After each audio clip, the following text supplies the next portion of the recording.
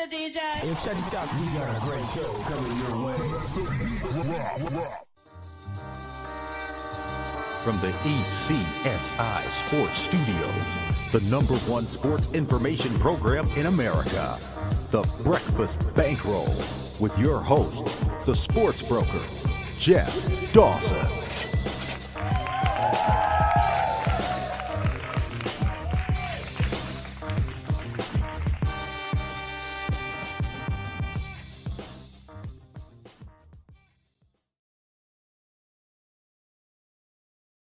Good morning, sports fans from all around the globe. I am the host, Jeff Dawson, East Coast Sports Investors, and this is your Breakfast Bankroll for Tuesday, June 6th, 2023. Already one full week clear of June. I mean, if my math is correct, which it usually isn't, we got 3.5 weeks till 4th of July. Fireworks, beaches. How about the raw bar, Jules? A couple lobster rolls and steamers, a couple frozen mudslides for the crew. But we got a great show. As always, it's Tuesday. It's our trip to Beantown over the Sagamore Bridge. No traffic today. It was great. Right down Route 3 up to Boston with the, how should I say this? The content king, the sports wagering expert, fresh off his trip to Rome where he didn't need a passport. MSNBC, Celtics, VSiN, you name it. This kid is everywhere. The one and only Mr. Julian Edlow. I was also at a raw bar in Atlantic City over the weekend. Speaking of raw bars, nice wedding. Nice way to kick off summer. Big raw bar guy. There will be plenty of that during my parental leave this summer. That raw bar lobster roll, no comparison to New Seabury, though, right? Or you didn't get to see one? I haven't been there yet this year. They got more expensive and smaller is the problem. They're still huge. For those that don't know, talking about the raw bar in Papaneset. Great lobster rolls. Still huge, but price went up, got a little smaller. I'm still good for one every summer, though. But it's funny, Julian. I was talking to the wife last night, and I was like, because wife was working Mother's Day. She always ends up working at the yacht club on Mother's Day. So my daughter, now living in South Boston, didn't come down, and my other daughter was out and about, so no big things, but they always want to know why you don't work on Father's Day and why, Dad, we take Dad to New Seabury, we go to the car show, we catch a Cape League baseball game. But I said last year we didn't go because you and I were talking about it, that they hit almost the $50 spot, which again, when other places are getting $35 and $40 for a hot dog roll, when you see the actual size of these in Papaneset, it is still worth the price. Oh yeah. Yeah, if you're gonna pay the $35 for the little hot dog bun, you might as well pay $48 for 3 times as much. But it's not.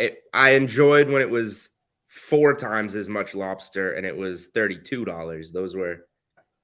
Those were the days. I can do a show on lobster rolls, by the way, or raw bar.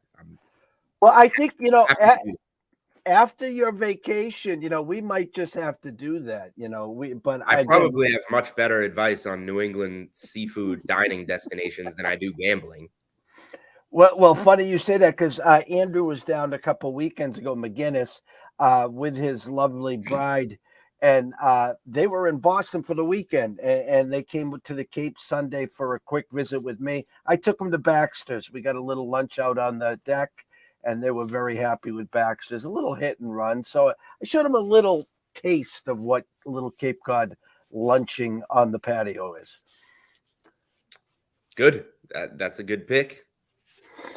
So, all right. Speaking of good picks, let's start it off before we dive into the NBA finals here. Sam Cassell, brought on. We talked about the poaching Danny Ainge did early in the offseason, nailing one of our assistant coaches to be his head coach and then losing Damian Stoudemire. The fact is that they weren't properly replaced, and they were talking all since the Celtics' demise and losing to the Heat. We need that veteran presence as an assistant coach. And the more I look at this, not that they were rooting Missoula out the door, but isn't Sam Cassell one of these players coaches? But he's ready if they started out 5-15 and then the bounty started bouncing up and down. Yeah, I have a hard time seeing exactly how bad the Celtics would have to be to fire Missoula and put Cassell in charge. Like you said, like 5-15. Sure, if they were 5-15, Missoula's gone. But this team has too much talent to go 5-15 unless Jason Tatum and Jaylen Brown are rolling ankles the first few games of the season.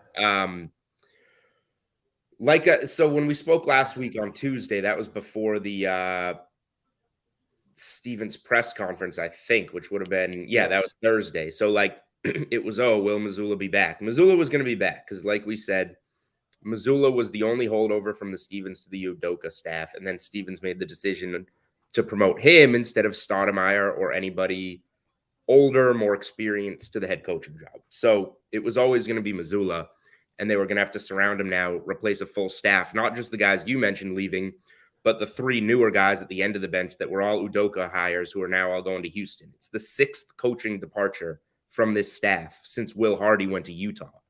And then it was followed afterwards was when Udoka, saw his way out. So it's six people since Hardy went to Utah. They have to build this whole staff around Missoula. And this is the perfect first guy. I don't want to say having Sam Cassell would have like propelled them through the Heat series or anything like that. But the full body of work throughout the season of making these guys a little bit more mentally tough, which is probably their biggest flaw, hopefully rubs off. Now, here's the thing. He was just in Philly, and it didn't rub off on them. It didn't rub off on James Harden, who got beat by this Celtics team. Cassell wasn't the guy that Philly used to replace Doc Rivers. They went to Nick Nurse. Why wouldn't they go to Cassell? So it's not like they just got this untouchable guy that everybody wanted. But it's a good fit. It's a guy that has that old school mentality. He won a championship with the Rockets. He won a championship with the Celtics on kind of like bookends of his career. And he'll get into these guys a little bit more, but they're going to need more than Cassell. They probably another coaching hire in this same, of that same mindset. And probably some veteran signings to this roster of that same mindset. Because they just need some toughness to rub off on this roster. So that's the biggest thing for me. They're very stagnant and frustrating to watch on the floor in a lot of big moments, and they need to fix that. But outside of that, it's all mentality. They need to mentally get over the hump this offseason, and that should be the focus. And I'm glad you brought up the Brad Stevens press conference. I'm a big Brad fan. I don't really want to make this about Brad and what happened when he was coaching. It happens in the NBA where the team will just tune you out, and it was time for a move. And he went upstairs. I think what I have heard, he has had opportunities. People have come knocking. Indiana Pacers is definitely one of those to try to make a move. As you told me, he's content. He's happy. He likes what he's doing. Were you surprised at this press conference? Like it was like, hey, we're bringing the gang back. We're playing this back.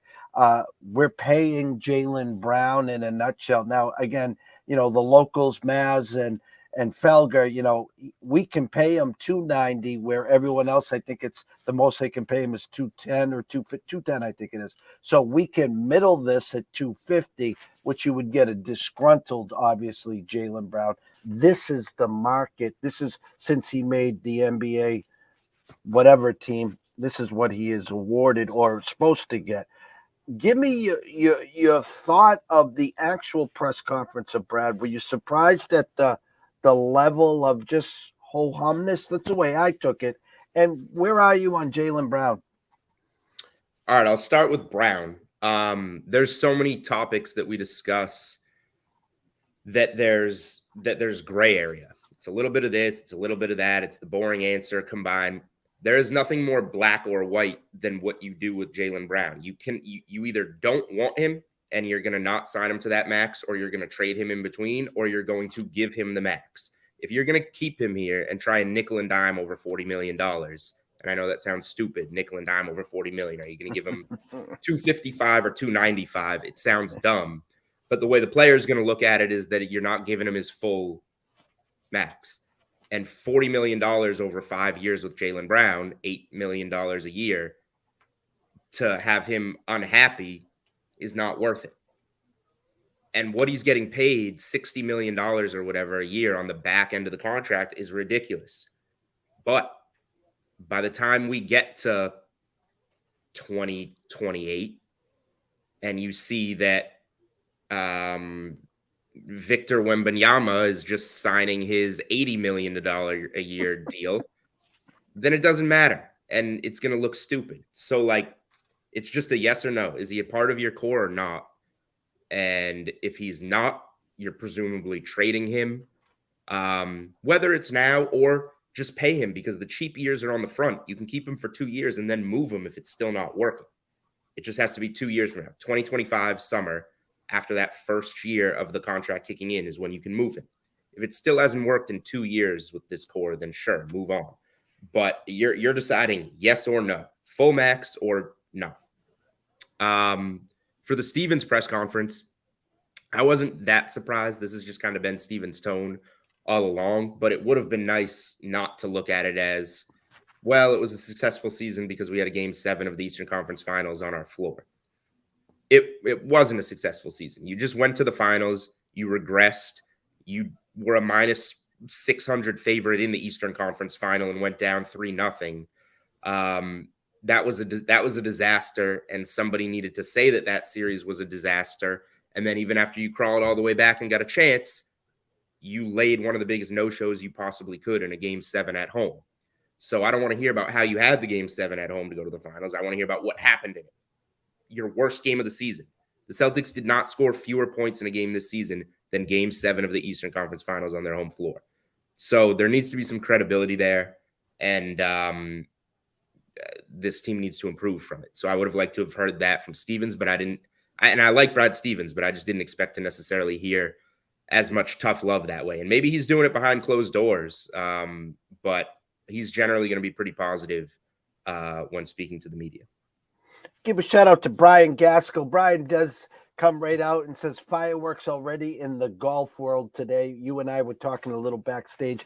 I got it straight from Brian. I'm going to have to dig deeper. The LIV and the PGA, I guess, merging or something. So I will do some homework and get that for this afternoon. Good morning to Connor. Shout out to Fanatic Sports and Joe Shea as well, talking about 250 to Jaylen Brown would be a perfect move.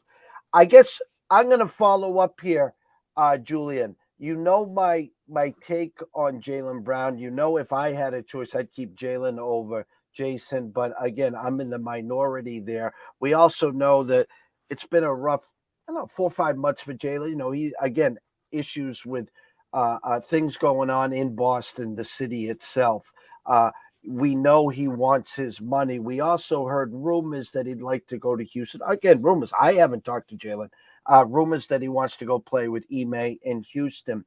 Could this be one of these where he forces the Celtics' hand, like you said, and I agree with you. You either got to pay him or say, hey, we're gonna move on, which if they let him go to free agency and get nothing for him, not only you got nothing, you kind of screwing the guy out of $80 million. Could you, out of respect, sign him for the max and then have a wink deal in place or something close with someone like the Rockets as well? I don't think you're gonna, because then what's that in between time gonna look like? Now you have 2 years of Jaylen Brown already checked out because you've already agreed to send him somewhere. So no, I think if you're paying him, you're saying we're paying you to make this work. We're right there. We're going to try and make it work. And then both sides know, yeah, if it doesn't work, you know what happens next. I think that's just kind of obvious and understood. So again, if you're paying him all of it, and if you're paying him all of it, you're paying him to win here until the wheels completely fall off, and then you can decide to make your move.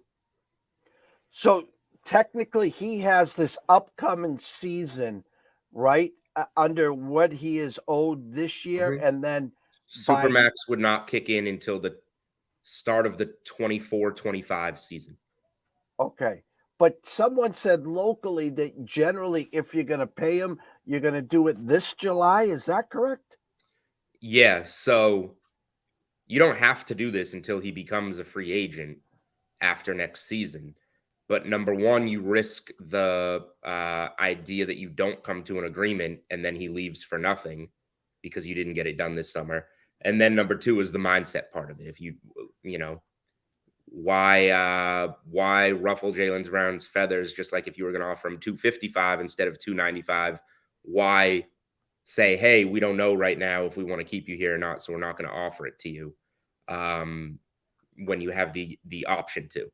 So again, I would say whether you're confident in keeping Jaylen Brown or not, in terms of the trade market, you still pay him, because when it comes time to trade him, now he's not a rental. He's under that contract, and you're going to get more bang for your buck in the trade market. Signing him to the full max, you're going to get more bang for your buck in terms of effort from Jaylen Brown. So, you know, if he's going to be here, if you're not going to trade him now, every reason points to paying him all the money and not waiting. NBA Finals 1-1, a great fourth quarter effort by the Heat. Obviously, you and I firsthand watching the Heat, lose game one of the play-in, and with 3 minutes left, trailing the Bulls, miraculously come back and win that game, and then plus 750 against the Bucks, plus 140 against the Knicks, plus 350 or whatever the closing number was against the Celtics, and now 1-1 here. Game 3 on Wednesday, the true opening number was 2 with a 216. I'm currently seeing 2.5 with a 214.5. To me, my eyes reading the market, that's a Heat number. It wasn't 3.5. It wasn't 4. It's a 2. It's going to go to 2.5, which it has. The public will take it probably to 3 by tip-off. Are you starting to believe, or was that just a good spot for Miami and Denver's going to retake over this series in Game 3? I mean, Game 3 is going to be telling. I think whoever wins not the hottest take in the world, but I think whoever wins Game 3 is going to win this series.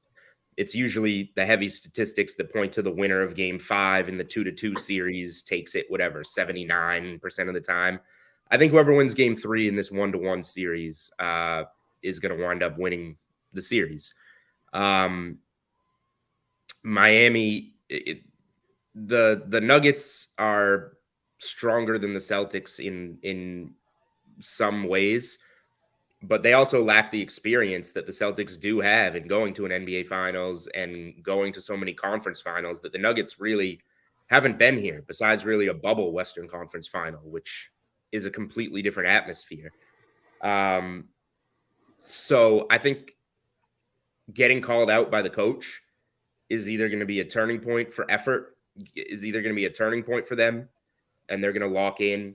And a guy like Jokic that is just such a different mindset from some of these other superstars is going to, somehow raise his level back to what it was in Game 1 and carry his team through the rest of this series. Or they're going to start to question everything. And, Miami's going to be mentally tougher, win Game 3, and then they're going to think, oh, my goodness, we're really in trouble now. So I don't have a good feel on this NBA Finals. I haven't had a good feel on the NBA playoffs because the Heat have done something nobody's done. Like going into the Bulls game, they were 300-1. So it's just been such a unique year. I think I did well in the West because the West was a little more chalky and the NBA is generally more chalky. I know the Suns were favored over the Nuggets, but hey, I'll take the 1 seed at plus money. It worked out fine. The way that I'm playing, the 2 betting angles that I'm looking into for Game 3, I think the call out by Mike Malone on Denver's effort is going to result in a good start for them coming off that loss on the road.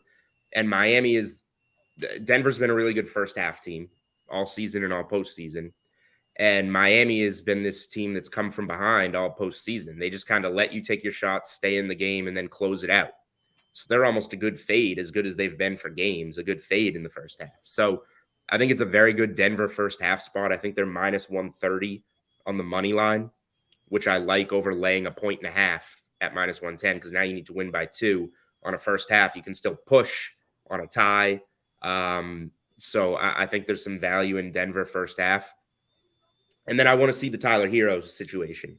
If he's going to come in and play 25 minutes, someone of Duncan Robinson, Max Strus, Caleb Martin, maybe Gabe Vincent, you're going to be looking at an under there somewhere on someone if Tyler Hero is going to play. I'm not convinced he is. You can activate him if you want. Keep him for an emergency situation, or if you wind up or down 15, give him some run just to get his legs under him. But if it's a normal tight game, like, I don't see why you ruin this juju you have going and insert him into a game like this. But if I'm wrong about that, and Spoelstra does say they're going to put him in the rotation, there's probably some unders available there on Heat players that might come into play. Or if for some reason he's going to play and DK Sportsbook posts Tyler Hero props, and he maybe just sneaks in for 7 minutes like Malcolm Brogdon did in Game 7 with that elbow, now you're looking at some unders there. I bet Malcolm Brogdon in Game 7 under 5.5 points in that game. I don't know why it was up, but it was. And he played 7 minutes and didn't score. So maybe one of those situations pops up. But those are the 2, Hero being a key to some Miami player props, and Denver on the first half are the 2 ways I'm looking at that game. Isn't it funny? We're in the NBA Finals, and the Celtics course, the 6 games against Atlanta, the 7 against Philly, the 7 against Miami. Every time it came to lack of motivated effort, like, guys, I use the teabag effect. We're only good when we're, we only do well when we're in hot water, create a 3-0 deficit. We come all the way back. You had a lot of opportunities, and all of a sudden Denver now is getting called out with a lack of effort, a lack of motivation, a chance to, go up 2-0 in the best of 7 here. It's what the Heat has done to everyone in this playoffs. They just have, I know you hear Heat culture, Pat Riley, Spoelstra, buckets, and then you go from there. 9 undrafted guys. What do you make of this, Julian? They just have done this the whole damn playoffs. They have. They stole Game 1 every game in the Eastern Conference on the road, and then Game 1 against Denver was just an awful spot. You're going on the road to play a team that swept after you won a 7-game series, after going up 3-0, then going to a Game 7 on the road, and then winning it, and then traveling out to Denver for a road game against this team that's been waiting there, that is so dominant at home. It was an awful spot in Game 1. So Miami didn't steal their Game 1. I thought that put more pressure on them to steal Game 2, because, getting that split, or in the Boston case, just taking both road games, is how the Heat have done this. And then you're down 15 in Denver in Game 2, and it's starting to look like, okay, you finally ran into a team that knows how to protect their home court. You're in a tougher spot. You're starting to look more like an 8 seed.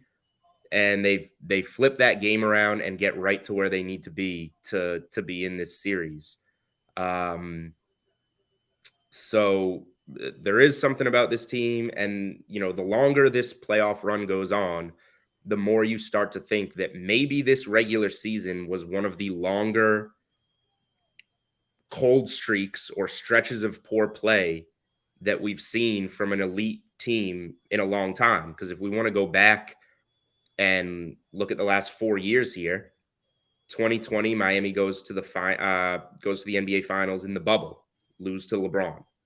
2021, Miami, who beat Milwaukee as like a +4 500 series dog in the bubble. You play Milwaukee in the first round. Milwaukee gets their revenge. Milwaukee's the eventual champion that you lost to. Last year, they're the 1 seed. They go to Game 7 of the Eastern Conference Finals. Jimmy Butler has a shot in the air to win it. This year, they're right back in the NBA Finals. So the downstretch was this regular season for some reason. Miami shot the ball terribly. Maybe instead of, a 25 game stretch of poor basketball or whatever, the Heat had like a 50 to 60 game stretch of bad basketball over 4 solid years of elite basketball. So the more I look at it, the more I'm starting to think they just keep proving themselves. Maybe it was just this down stretch that was way longer than we're used to in the regular season. And this is closer to who the Heat are, because that is what they have been for a handful of postseasons now. I agree. Game 3, I can't wait. Wednesday night, 8:30 again, 2.5 and a 214.5 at the Circa. Let's ship over to Gillette. Sounds like Mac and the assistant there from Alabama have kind of, I don't want to say patch things up. Supposedly things are looking good. He's kind of flexed his muscles. The Zappy madness has really subsided. What are you hearing over at Gillette and the Patriots world? I mean, I think that it's, like I said, with Jaylen Brown, like there's not going to be a more yes or no answer. Generally, it's just this gray area in the middle. This is a gray area in the middle. Mac Jones had a bad year. He got hurt. Now he's coming back with a better offensive coordinator. He has more support on the staff. He likes the situation that he's in. You've got a guy in the Thornton, the speedster from Baylor, drafted last year, that's looking really good. Kendrick Bourne, who because of a personal grudge of Matt Patricia was riding the bench last year, is a big part of this offense in training camp. He's probably their best receiver. That's going to help Mac Jones. So the coaching, the situation, is going to help Mac Jones. I think he's going to look a lot better, more like the quarterback we saw in his rookie year. That's like, oh, this guy could be a nice middle of the pack quarterback, because that's what he is. So I think he's going to have a good season. He has a good offensive staff. They're going to use the weapons the way that they're meant to be used, even if they don't have a DeAndre Hopkins type of weapon. And the offense is going to look much better. Problem is, they're still going to make a lot of mistakes. The defense isn't what it used to be. Belichick signing special teams players when special teams are meaning less and less. They're still going to be the 4th best team in the division. They're still going to be right around that 7.5 win total, but it might just look smoother and more comprehensive on the offensive side of the ball, where you're scoring 24 points on a consistent basis. So I think it'll look better. I think it'll be more fun if you're a Patriots fan to see the offense, moving at a normal pace with normal play call with your better players touching the ball. But I still don't think that means the Patriots are going to have a really good season. If you had a free $100 swing and you had to go under or over 7.5 for the Pats today, which way would you lean? I'd lean under. Probably 7 and 10. Like, it's right there. This isn't going to be a team I'm going to have a future on. They're probably going to win 7 or 8 games. I guess I would give them a better shot at, like, I don't think they're going to be that much worse. I would probably give them a better shot at like 8 wins than 6 wins, but I would still lean under. I think 7's probably the most likely number. But again, it wouldn't shock me at all if they were 8 and 9. 9 and 8 would be a little surprising, but again, like, my eyes wouldn't pop out of my head, because I think they're going to be respectable on offense. So it's right there. It's just the AFC is so tough, and the AFC East is as tough as it gets now. This past week, it's been 7 days since our last show. Did you add any NFL futures to your portfolio this past week? I have, and I'll have an article on this one soon. DK Sportsbook has, let me make sure the price is still here. Last I looked, the best price that you're going to find on a division winner that I really like, that I'm going to make sure is still there before I say who it is. So, let me bring him up. NFC West, we're going to lay some juice. The 49ers are minus 150. You'll see some minus 200s out there. That's more around what it should be. My favorite division bet last year was the Colts. And you look like an idiot when you do that. But part of the reason that I bet them was teams that I felt we could write off immediately in the division. And I think we have two of those in this division. The Cardinals are going to be god-awful. They have the lowest win total on the board. Coaching change, Murray injury, Hopkins gone. Their defense, team total overs against Arizona. There's a play for you right there, right out of the gate. And the Rams are not good. They're in big trouble. They're going to be much closer to the team that they were last year than the Super Bowl champ Rams. So that leaves the Seahawks, who are not bad. But generally, that comeback player award for Geno, like, that's generally the peak. And now people know who you are. People overlooked them last year. Probably going to come down a little bit, playing the schedule of a team that was better than expected and being on people's radars. I think Seattle comes back to life. So San Francisco in a weak NFC, in a weak NFC West, I think minus 150 there on the Niners. Probably my favorite division bet out there, including win totals, I guess, because I haven't bet any win totals yet. Are you under the assumption it'll be the Brock start, or it might be Trey if Brock's not ready? I think the number is at that, and I have seen the 180s and 200s as well. Obviously, defensively, very, very good, one of the best in the business. They have a lot of weapons with McCaffrey, Debo, the other wide receiver that escaping my mind right now. They got Kittle at tight end, and Ayuk. Ayuk had a great comeback as well last year. I love the coach. I love everything about them. Are you more comfortable with Trey, or are you hoping Brock's the quarterback for week one?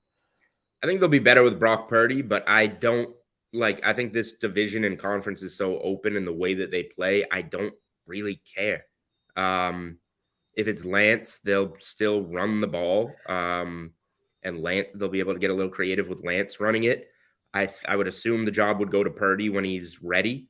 Unless Lance beats him out, in which case, great. That means he's playing pretty well.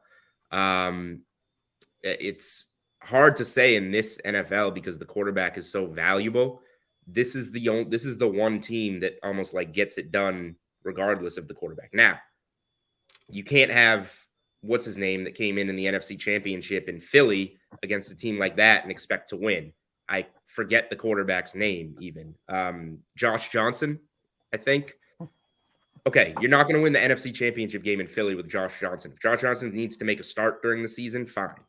But and you're not going to have Purdy throwing with a torn UCL once Josh Johnson gets hurt. So, quarterback matters to a degree, but on this team, I think the way that they do business in the regular season, this team lost road games at Atlanta, Chicago, and Carolina, I want to say, within the first 6 or 7 weeks of the season last year, and still won 13 games. The way that they operate, they're going to be fine. I don't think that puts them in position that, the NFC is weak, so anybody can come out of it, really. I don't think this is the type of team that's built to win the NFC, even though they were in the NFC title game. I think ultimately you're more, stereotypical the way an offense should be run right now. A team that can pass more will prevail. But in terms of the regular season, it's hard to see how another team comes out of the NFC West. Before we wrap it up here, got a little overtime here with Julian Edlow at Julian Edlow at DraftKings at DK Sportsbook. Give us it's been another week. College, have you dove in? Have you started to look at some Pac-12s, SEC? I know last year we had a couple parlays put together, divisions, Final Fours, championships. Our one of our producers, intern Ben Cohen, a USC student. So give us what your eyes have seen in the past week in the college ranks.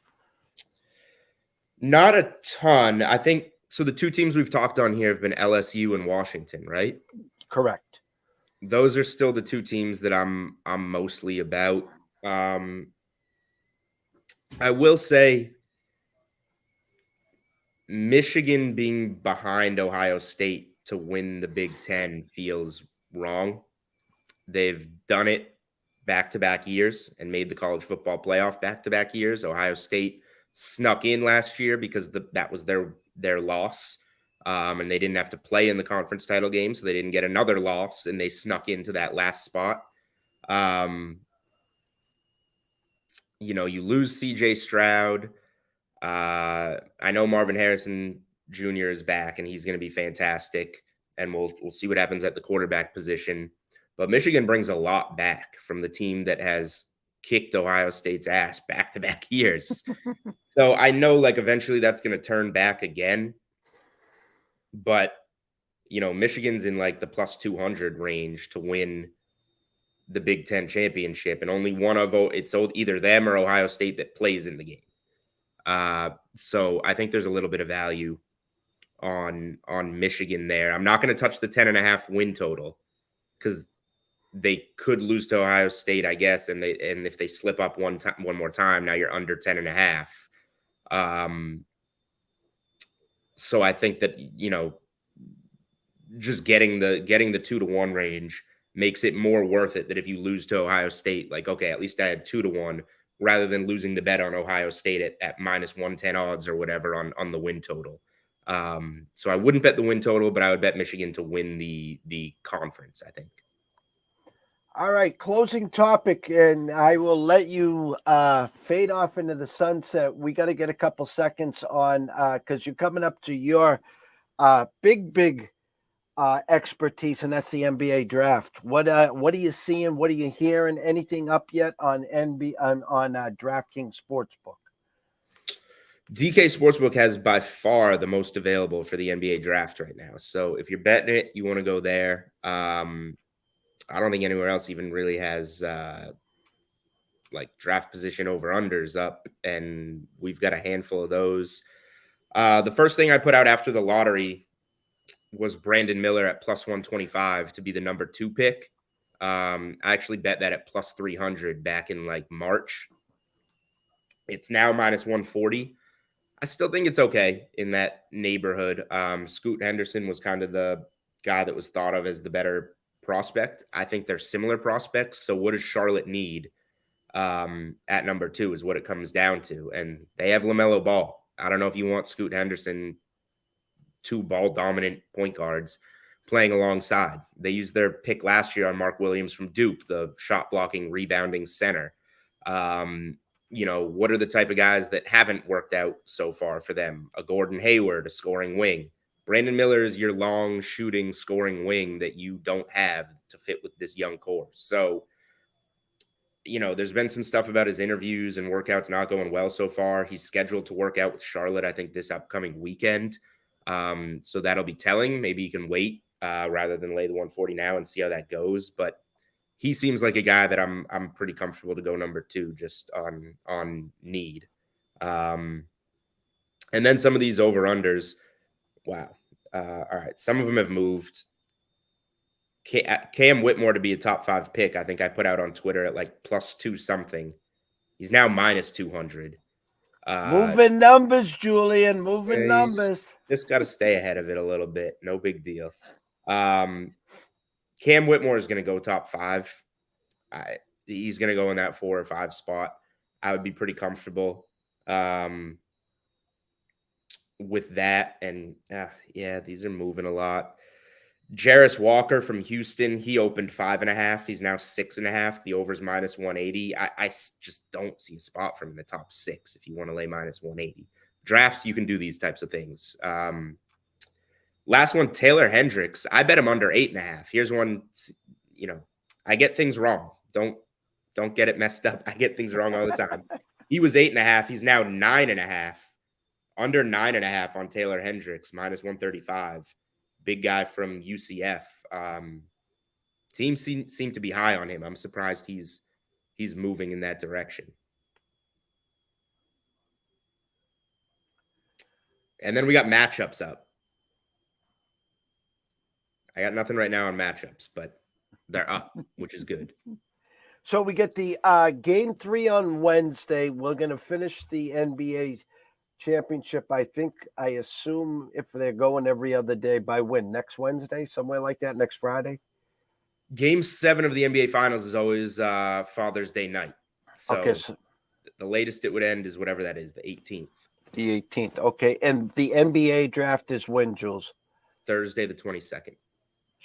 Okay. And then vacation starts on the 23rd? See ya. The crawler has been going the whole time. If you guys are not following, please do on Twitter at Julian Edlow. Get his work at DraftKings, at DK Sportsbook, at DK Live. Go check out his podcast at Unreasonable Odd Podcast. Always a pleasure, Julian. I will keep the eyes in the sky because you're everywhere. Congrats. Keep up the great work, and we will see you soon. All right. Thanks, Jeff. Take care. Take care, Jules. The one and only Julian Edlow yesterday on Mr. Rome. Jeez. Veasan, Rome, MSNBC with Scal. Veasan, the kid's crushing it, so go follow him in all his work. I'm going to shout out to everyone that was here this morning. Our good friend Connor, Fanatic Sports, Brian Gaskell with breaking news on golf. Shout out to the 2 guys behind the desk, or I like to say the glass, Mr. Joe Shea and Mr. Ben Cohen. Shout out to our good buddy in Arizona, who's probably still sleeping. I hope not.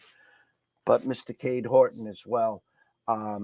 Later on this afternoon, I know we will have a closing bell around 4:30, 5 o'clock. Myself and Scotty Webb, 6:30, 7 o'clock. We'll be doing some MLB. Potential afternoon show. I haven't confirmed that.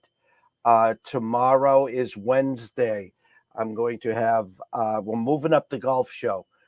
So at 3 o'clock, we'll have Brady Cannon on talking the Canadian Open. 4 o'clock, Andrew McGinnis. We're going to talk some CFL, the opening weekend in Canadian Football League starts, and obviously the NHL, Vegas up 2-0. Another butt whooping 7-2 there. And then I'll be co-hosting on Sports Map Radio from 8 to 10 on Wednesday night with the legend, Mr. Anthony Pepe, at the Canton compound. So busy stuff going on. ECSI VIP's great night. Hit the Padres first 5 minus the hook. Hey, a couple baseball props. Give the man some props. Corey Seager and Mr. Arias over 1.5 total bases. That kid in Miami, by the way, is batting .399. We haven't seen that since George Brett and Wade Boggs for a long time. From myself, Jeff Dawson at DC Sports Invest, from Julian Edlow at Julian Edlow, we wish everyone a great morning. Have some fun, guys. Behave. We're going to end with a little commercial, and then we're going to catch you real soon. You all take care now.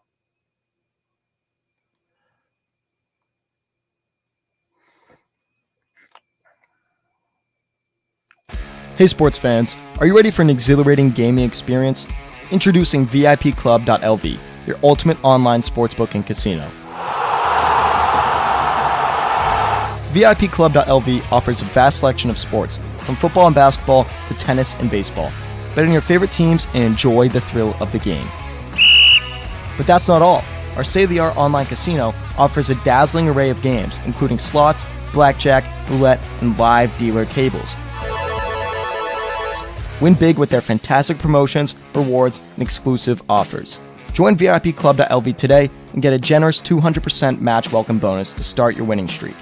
Bet it, win it, and cash it at VIPclub.lv. Visit VIPclub.lv now and play responsibly. VIPclub.lv, your sportsbook and casino extravaganza. Must be 21 or older to play. Please gamble responsibly. Visit gambleware.org for help. That's VIPclub.lv. I have a longer banner, which we're going to add up here. Use the promo code BEERS, BEERS, BEERS. Use that promo code when sign up. The greatest customer service in the history of sports books for an online sports book. Great job there. Take a look at them, the www.vipclub.lv. Everyone, have a great morning, and we will see you soon.